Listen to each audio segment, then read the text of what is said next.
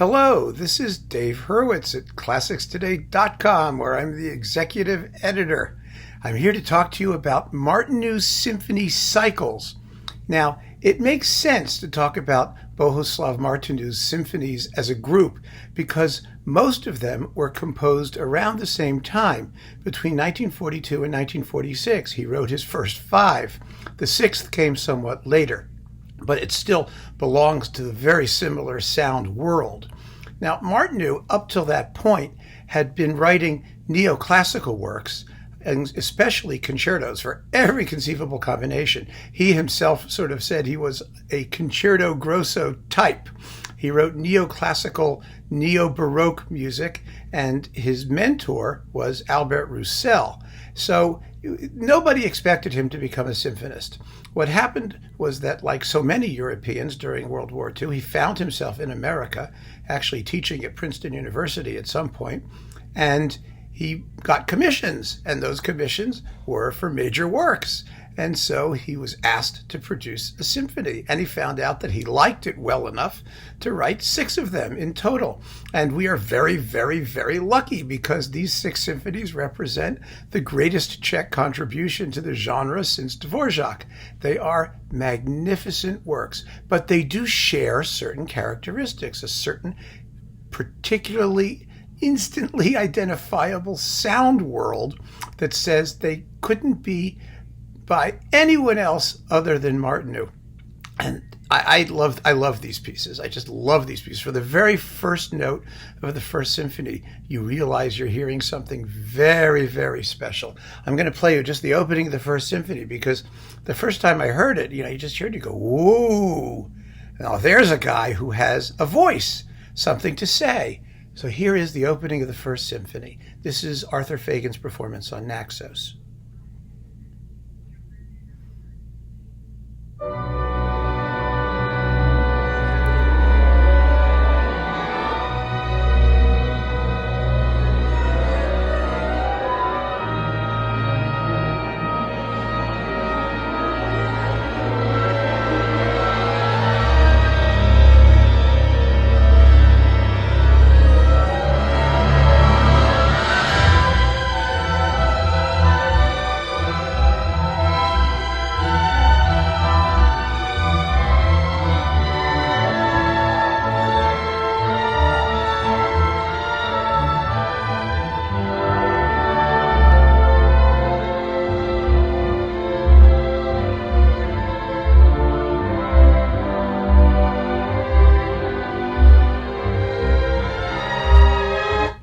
Something, isn't it? It's really special. It's the identifying characteristics of Martinu's idiom are sort of the following. First of all, constant syncopation of rhythm. Most of his movements are in some sort of 6/8 with the beats freely moving from note to note, which makes it very difficult to play. The tempo is actually usually a moderato of some kind because there's so much detail. Also, a lot of sort of chromatic filling accompaniment in woodwinds backed by harp and piano. The harp drops out after Symphony number 3, the piano after number 5, but not the basic texture. It always reminds me of bubbles rising in an aquarium. There's this sort of watery sound that's very, very hypnotic. It's hallucinatory. It sounds like a dream. And actually, some people think Martinu's greatest work, the opera Giulietta, which means, the Czech version is a dream book, which is about a guy who's trapped in his own dreams. It's an image that recurs so often in Martinu's music, and here he really gives it an orchestral voice.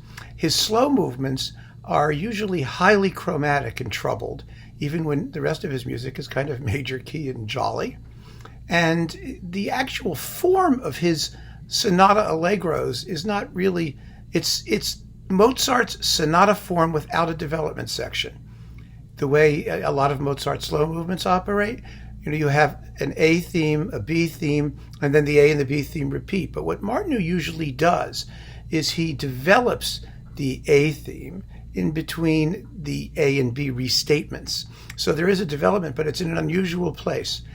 he uses this form pretty regularly, except in moments such as the first movement of the First Symphony here, where it's almost a stream of consciousness flow, but there's enough repetitive material so that you can actually get a feeling of a firm structure and development going on.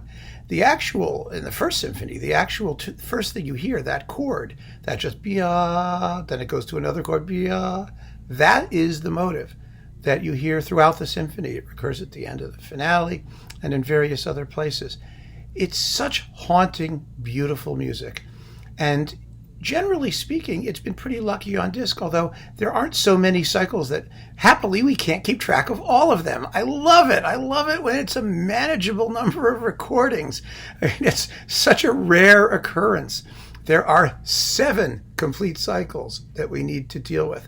There are a lot of individual performances of the various works, and some of those I'll talk about in future videos as individual reviews. But for this overview, I want to talk about complete cycles because, as I said, if you like one, you're going to like them all, and it really makes sense to get one of the best cycles to get to know them. But there are different ways you can get them. So first we'll talk about the 4 not-so-great cycles.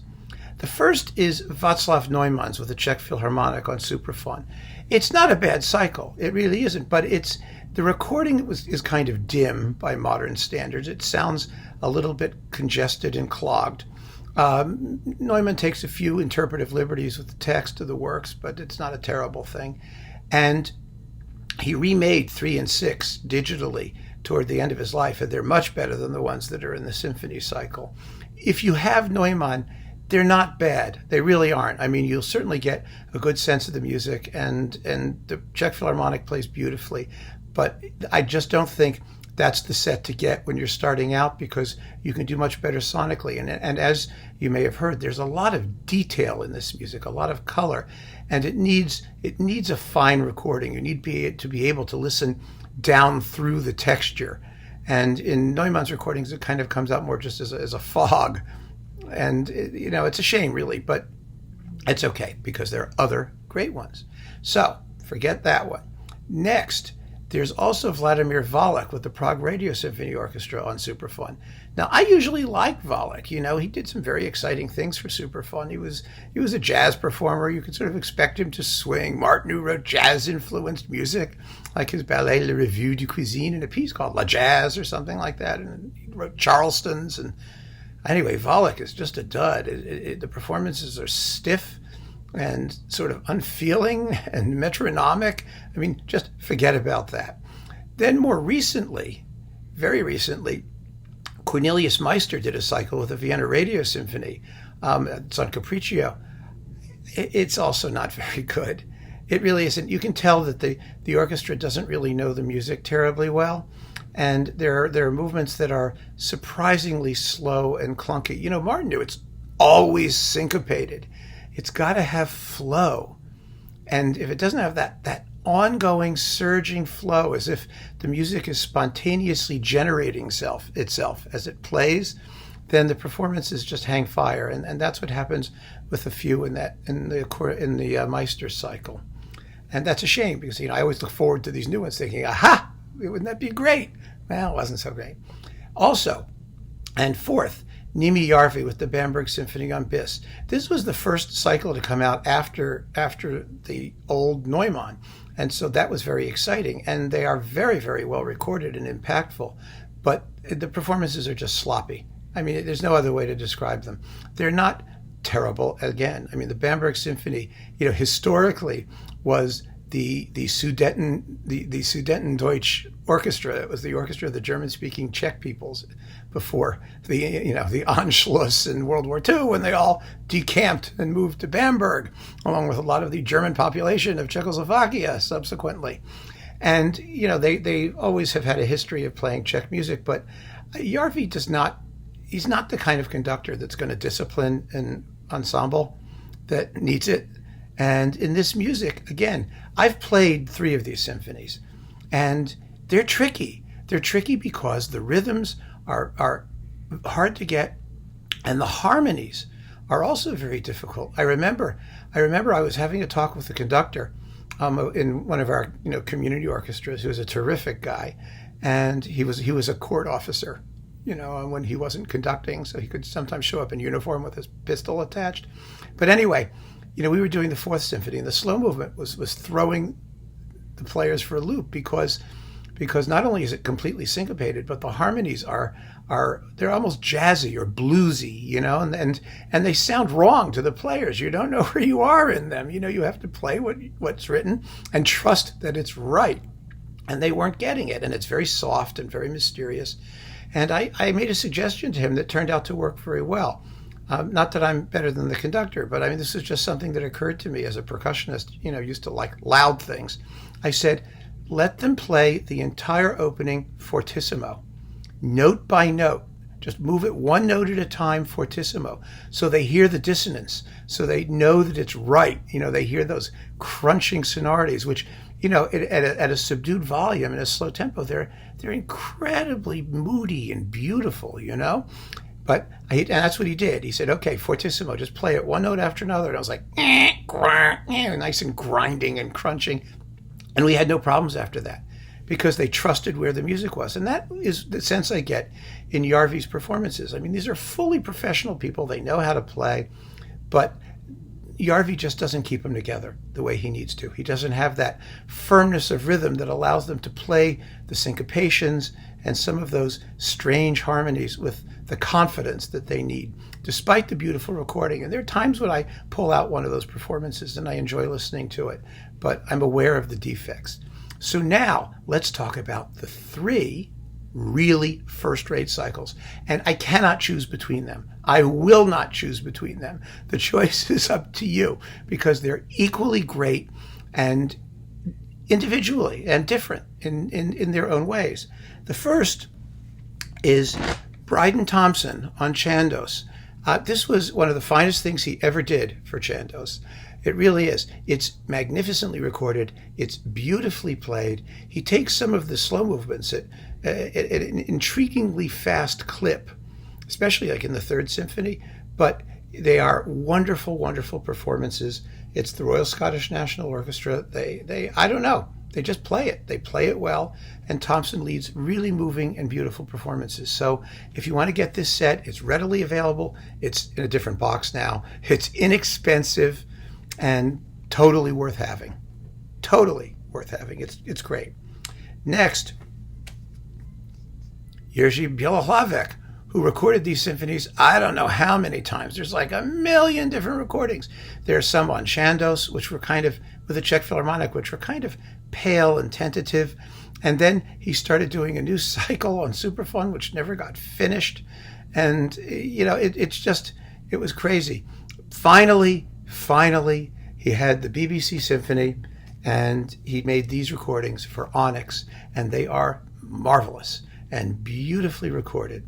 I might add, Charles McHarris was always in talks to do a Martinu Symphony cycle, but he passed away before he could realize it, and they were pushing him to do it. And it's such a pity he didn't. They would have been great, and he did conduct some wonderful, wonderful Martinu, as we know. But this cycle with Białowieck is great. Białowieck is one of those conductors. He was a soft-edged conductor, almost courtly in his manners. When he tried to do some of these more hard-hitting, gut-wrenching pieces, he could just sound too friendly, too soft, not exciting enough. But Martinu, he was made for Martinu because Martinu himself was kind of this dreamy, soft-mannered, quiet guy. And his music has huge climaxes and passages of great passion and intensity. That's true. But the general texture, the general ambit is somewhat restrained. If you look at his scores, you find, in the tempo markings, it's always poco andante, poco allegro, a little this, a little that. His dynamic range is unusually limited for a late composer. It usually moves just from piano to forte, or pianissimo to fortissimo, rarely. It's almost as though he were a classical composer. When he wrote his Second Symphony, he said about it, which is just so beautiful. And he said, I don't see any reason to use, use all the technical means at my disposal to express torture. He said, we need ordered thoughts, calmly expressed.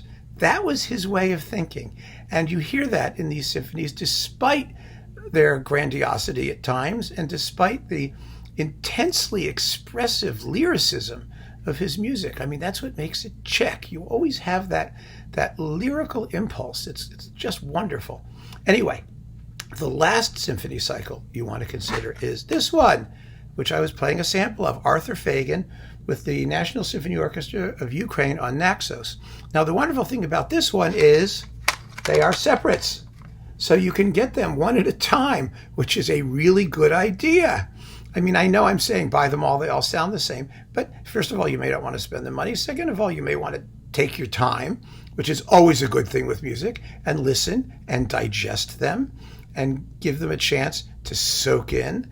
And these are, again, the National Orchestra of Ukraine is not the greatest orchestra in the world, but they really play. Fagin has them really playing. This is a bolder, more hard-hitting, sort of gutsier cycle than you'll get from Levesque, although not from Thompson necessarily. And the sound is quite good. The performances are first-rate in every way, and you simply can't go wrong. So like I said, I can't choose. There isn't so much music here that you can't take the opportunity to listen to more than one cycle. I would definitely give any of these a listen. I really would. And I mean, even on Naxos, I was checking. I mean, like the Levesque was like $22 or something.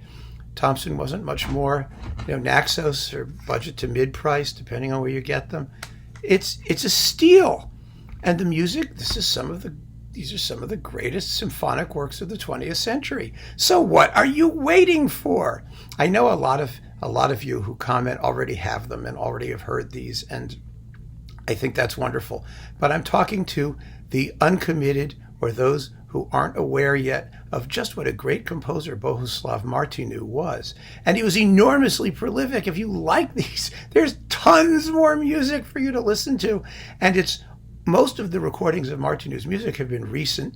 He was sort of a new discovery in the last 20 or 30 years because he wrote fabulous, ingratiating, gorgeous music that people just love to listen to. And you will love to listen to these symphonies. So thank you very much. Please keep on listening. And if you enjoyed this chat, please subscribe to my YouTube channel. Take care.